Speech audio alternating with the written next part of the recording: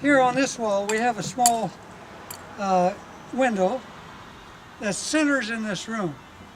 Now, to center it in a room, you can do a lot of measuring both ways and find the center. But there's an easy way to do it. And the easy way to do it is shove your header clear up into the corner, right there, like this is here. Shove it there, and then measure what you have left over. In this case, it's 10 foot. So what you do is you take half of 10 foot.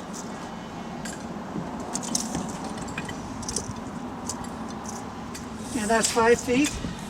And you put a mark right there. Move your header to that mark, and then you can measure it here if you wish, and your header's centered.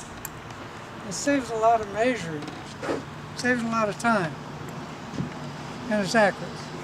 To mark these headers, very simple.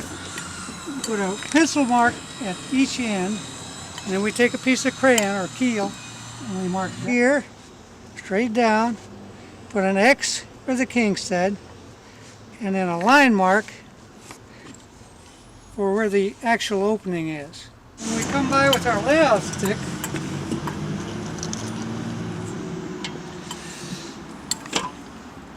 this is right here.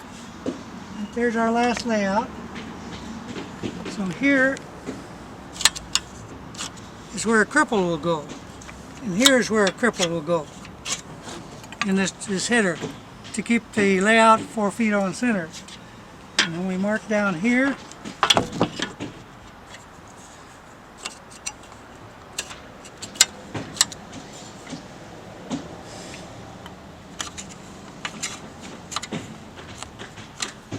Now we know where to nail on our cripples.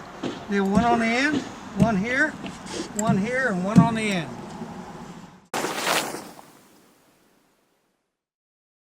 We just finished laying out a window header. Now we're going to lay out a door header on an inside wall.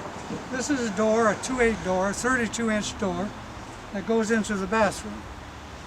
And the plans show that it comes right out of the corner.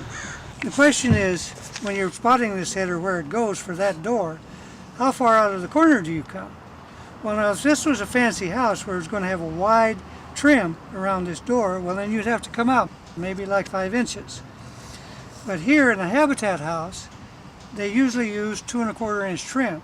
So you can come one stud out of the corner, and then you get a trimmer under your header. That's 3 inches plus a 1/2 inch on your door jamb. That gives you plenty of room to run your door trim. So what we do is we come one full stud out of the corner. You can eyeball an 1.5 inch out of the corner, right there to there. You know, you can check yourself, set a stud there, and you see I'm right on.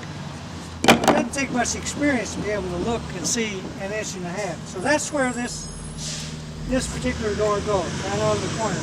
So again, we mark the top plate where it goes, and then we come down with a piece of crayon, mark, X where the Kingstead goes, opening, and down to the other end, and do the same thing. Mark, Kingstead goes there, and the opening goes there.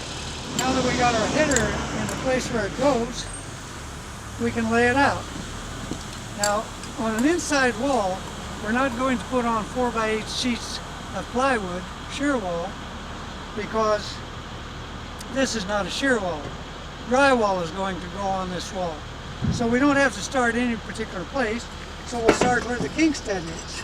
So we mark it 2 foot, and mark the cripple, and then we mark over here.